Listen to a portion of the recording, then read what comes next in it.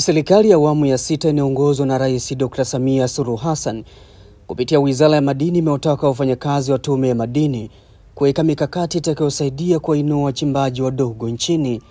Agizo hilo limetolewa na Katibu Mkuu wa Wizara ya Madini, Mhandisi Yahaya Samamba,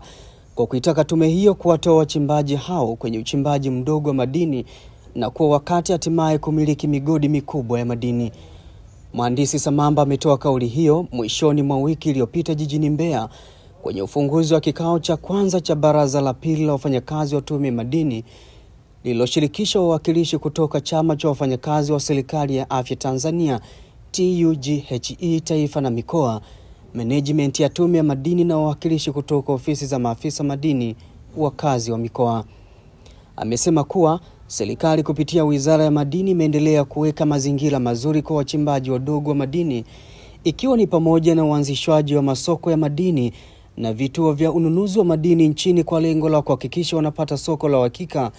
kuunganisha na taasisi za kifedha kwa ajili ya kupata mikopo, elimu kuhusu njia salama za uchimbaji wa madini na kuongeza ushiriki wa Watanzania katika sekta ya madini kupitia kanuni za ushirikishwaji wa Tanzania katika sekta ya madini. Katika hatua nyingine, amewataka watendaji wa Tume ya Madini kubuni mifumo ambao ni rafiki kwa utoaji wa huduma yenye kuendana na teknolojia ya kisasa, hasa kwenye ukusanyaji wa maduhuli na huduma za leseni za madini.